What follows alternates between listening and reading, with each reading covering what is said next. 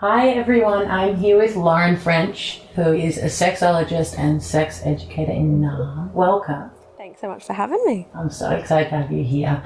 Today I wanted to talk to you about intimacy, pleasure in medical trauma or post-medical trauma. So a lot of the people in our community either have disabilities or chronic conditions, which meant they've spent years through diagnostic procedures or treatments that mean they have medical trauma.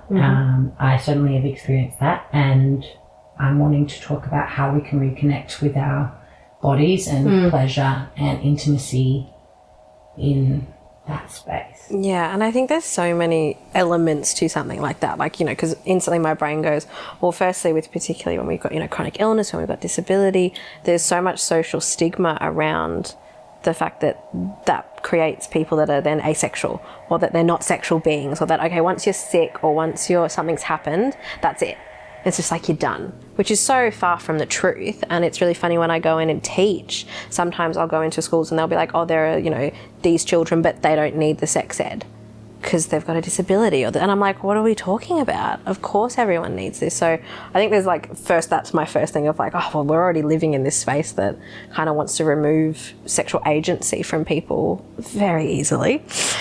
And then we're in a space where we're also not in a society that's super welcoming to people that are really involved with themselves sexually, and that and knowledge and being, you know, I don't want to say like at one with oneself because that sounds a bit weird, but, you know, self-pleasure and exploration is not a really, like, it's still quite taboo. So it's still something that people struggle to even work out at the best of times, let alone when your body becomes something that can feel alien or feel very foreign. And particularly, you know, like I worked with people who, you know, they might have had cancer, or they might have had chronic illness, or they might have had accidents and things where their body really changes quite dramatically. And what happens is a lot of time that might be specifically around genitals or around breasts or around something that might seem like quite sexual. And so therefore then you've also got the fact of it's not even just my body as a whole, it's areas that are pleasure driven, are sexual, and now all of a sudden really for doctors and not for me. And so that creates this whole like world. I just want to acknowledge the fact that there's so many different ways that make this hard for people. And I think sometimes people come in and they're like, oh, I don't know why I can't just make it work on my own. And it's like, because there's 4,000 things about why that isn't going to work super easily. So it's not super, that's what I'm looking for. Like, it's not very obvious all the time. When I think about reconnection and, you know, really understanding your body again post those sort of situations, the first thing is some self-kindness and some acknowledgement of it's going to be slow, and you don't have to get, and I think that's that other thing, people want to have a time machine. They want to go, oh, I want to go back to the way it was. I want to view my body the way it used to be, and I want to feel the way I used to feel. And I'm very much a believer of there is no such thing as a time machine. Wish there was. Doctor Who's pretty cool, but we don't have that. So to me, it's like, okay, well then how do I build a new thing? So I think the first thing for people is to, you know, have grief if you need it, but have an ability to say, okay, I'm not getting back to where I was, but I want to go somewhere else. You know, I want to move forward into a different space. And so once that can start happening, then it's easier to go slow. And it's easier to make the little adjustments or the little trials of different things to get to a point where you can be really happy sexually. But it's probably going to look quite different than sex used to look like, or your relationship with your own body used to look like. Yeah, there is a big part of, accepting and grieving this idea of going back to someone you used to be and the ability you used to have. I've had a lot of experiences where doctors either haven't asked about whether I've had traumatic medical experiences, or they've kind of made light of the fact that I've been in the medical system so long. So they'll go like, oh, you'd be used to this. And then veteran. Yeah, exactly. Yeah. And it's this kind of like, so therefore it won't, you'll be fine with this probe or this. Yeah. And I've really tried throughout that process to have rituals after those moments to keep my body my own and not just kind of a vessel for doctors to use. And that's such a great way of saying it, of like keeping your body your own. And I think particularly with this, it's like rediscovering how your body is pleasurable. And that's the word, rediscovering. You got to learn it again. And I think people want to jump straight into maybe genitals or straight into sex or with a person or a partner. And it's like, let's go back to a step and go, how do you look at pleasure in your body just generally? Like, I always love asking people, what's the most pleasurable thing you do that isn't sexual with your body? And people will be like, they'll be like, and then, you know, it often ends up with like baths and showers, or it's things like I love washing my hair, or I actually really love eating a mango. Yeah. And I actually, it was a couple of months ago, well, when mangoes were a little bit more in season, and I went full pleasure, and I was like, I'm going to just eat a whole mango in the shower. So that I don't actually have to worry about like any of the juice or the thing or the stick. I'm just going to like eat this, I'm just going to really enjoy it. Yeah. And like actually going back to a basic of what does pleasure feel like in your body? Just at a little level. Yeah. Before we then start to go, what does sexual pleasure feel like? Or how do we get to orgasms or any of those other stuff? What's just pleasure? Because maybe your body has not felt, or you haven't been aware of maybe those other different kind of pleasures. And going back to a really small level. Yeah. And just finding little things that... Yeah. Yeah, I think it can be quite daunting, especially if you've experienced vaginismus, endo, all these kind of things. And you've had surgeries and all these doctors just coming in and out of this space to then try and tackle it again. So it's quite nice to think about, rituals or things we can do around pleasure, whether it's dancing or listening to music or burning candles, whatever that might be.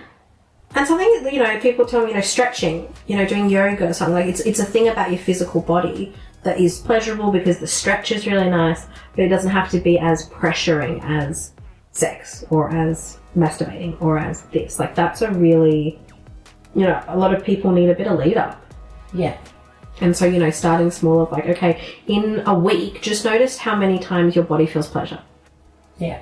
Just little moments. Like you ate something really delicious, or someone scratched your head and you were like, yes, you had one of those moments. Or, like when I shoved my face in my cat and I'm just like, you're so soft. And like, that is pleasurable for me. Yeah. And noticing those bits and then going, okay, because we're needing to reframe our brain to remember that your body is something that can feel pleasure and that can be normal in your body. We gotta, relearn that. So starting really little before we then jump to things like, okay, well, if we are thinking in a sexual way, how do we make it like a softer entry? Not entry as in entry into the body, but like entry into the space of sex. So some people might be like, okay, well, music can, there can be sexual music for me. So I might be listening to that and, touching my body in a way that is comfortable just to, remake myself think about, eroticness. And having sensuality that isn't, that's the other thing. We get so prescribed, this is the way I have to masturbate, or this is the way I have to be able to have sex, or this is the way this has to look because of, heteronormative porn, and like other media and etc. So also about permission for yourself to write your own narrative with it. What is sex going to look like? What is pleasure going to look like? And, starting with yourself before you jump in with a partner. Yeah. Because that's a really big thing of like, oh, I'm just going to, this is how I used to have sex with my partner, so let's just go back to that. Yeah. That's going to be a lot. Yeah, big time. Yeah. It's such a daunting thing of, not knowing how you feel about your own body and then allowing someone in that space is a really gigantic thing, especially post any kind of medical trauma. And doctors are not informed about trauma-informed practice, really. Is there, like, in a kind of psychological sense, you're obviously a sexologist, what are the resources that people can use? Obviously, coming to see a sexologist would be a really great place to start. Are there any other? Depending on, a sexologist obviously I think would be a great person to help someone work through this, because even just having someone to talk through how it feels, like I went and tried this and it had huge emotions, let's unpack, can be really amazing. There are some like sexological body workers or somatic sex workers who are similar in ways to sexologists, but they do more hands-on work, and that can be really helpful for some people to have like a what's what I'm looking for, like non-terrifying, kind of non-pressured environment where touch can happen in a way that they have control over. Can be really helpful as well. You know, some therapists can be really great with it, like some, you know, psychologists and those sort of spaces can work as well. But I think when it's specific to sex, you want someone who's specific to sex. Yeah. Because I work, I know, and I've spoken to heaps of therapists over time that are really amazing in their work, but anytime sex or something is mentioned, they're like, oh no, I don't do that. Go speak to someone else about it. And it's funny because I'm like, as a sexologist, I'm like, how do you talk about this stuff without talking about everything? Yeah. Because like when I talk about sex with someone, we've got to talk about history, we've got to talk about family, we've got to talk about all the stuff. And so I don't quite understand how anyone can do all the other stuff without talking about sex either. Yeah. So, you know, it's about finding someone you're comfortable with to talk to. Yeah. And going in, you know, I also think what are the other supports and options that people can have that aren't so, for lack of a better word, clinical?